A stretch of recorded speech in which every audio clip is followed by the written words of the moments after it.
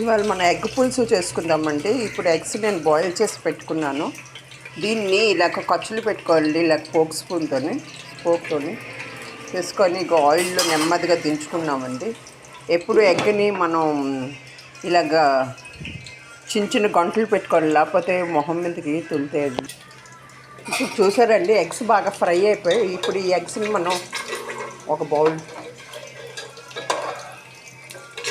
ఇలా ఫ్రై అయిపోయిన ఎగ్స్ని మనం ఒక బౌల్లో తీసేసుకుందాము. తీసేసుకొని ఇప్పుడు దీంట్లో పోపు దినుసులు వేసుకుందామండి. ఈ ఆయిల్లో జీలకర్ర, కొంచెం ఆవాలు వేసుకుంటామండి.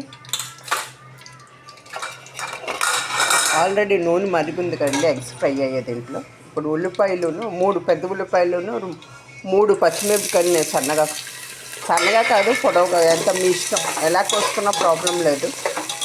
ఇది బాగా ఫ్రై చేసుకోవాలండి. ఇప్పుడు ఇలాగే వేగుతున్న ఉల్లిపాయ పచ్చిమిరపకాయ మిశ్రమంలో అండి మనం కొంచెం పసుపు, మగ్గుతుంది కదండి, పసుపు వేస్తే పసుపు, సాల్ట్ కూడా వేసుకోవాలండి. మన క్వాంటిటీ బట్టి ఎంత సాల్ట్ సరిపోతుందో చూసుకొని సాల్ట్ వేసుకోవాలండి. బాగా కలుపుకొని ఇందులో 1 స్పూన్ అల్లం వెల్లుల్లి పేస్ట్ కూడా వేసేసుకుందామండి. ఇప్పుడు ఉల్లిపాయలు చూసారండి ఎంత బాగా ఫ్రై అయ్యాయో. దీంట్లో ఇప్పుడు ధనియా జీరా పౌడర్ అండి, కొంచెం చికెన్ మసాలా అండి, పౌడర్స్ వేసేసుకొని కొంచెం ఇది ఇలాగ వేపుకొని ఇప్పుడు ఇందులో మనకి క్వాంటిటీ బట్టి ఎంత కారం కావాలో చూసుకొని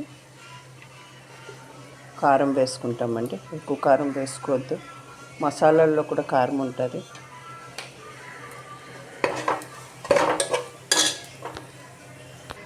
చూసారండి మసాలా బాగా ఫ్రై అయ్యింది. ఇప్పుడు దీంట్లో మనం ఈ ఎగ్ కర్రీలో నేను వంకాయ కూడా వేస్తున్నాను. ఒక వంకాయని 6 ముక్కల కింద కోసుకున్నాను పొడవుగా.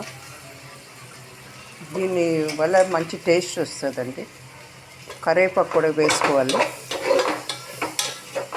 ఒకసారి తిప్పుకొని కొంచెం ఒక 5 మినిట్స్ తర్వాత టమాటా వేసి చూసారండి వంకాయ మగ్గుతుంది. ఇప్పుడు దీనికి మూత పెట్టుకొని కొంచెం మెత్తపడినిద్దామండి. ఇప్పుడు వంకాయ మగ్గుతుంది చూసారండి, హాఫ్ మగ్గిపోయింది. ఇప్పుడు ఈ టైంలో మనం టమాటాలను వేసేసుకుందామండి. బాగా కొంచెం కలుపుకొని మూత పెట్టుకుని సిమ్లో దాన్ని కుక్ అవనిద్దామండి.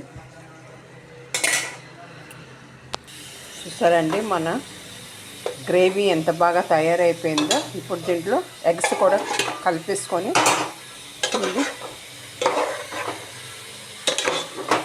బాగా ఫ్రై అయిన ఎగ్స్ దీంట్లో ఇలాగ వేసుకుంటే దాని తాలూకా టేస్ట్ అంతా ఈ ఎగ్లోకి వస్తుందండి. ఈ గ్రేవీ తాలూకా టేస్ట్. మన టేస్టీ ఎగ్ కర్రీ రెడీ అండి. థ్యాంక్ యూ ఫర్ వాచింగ్ అండి.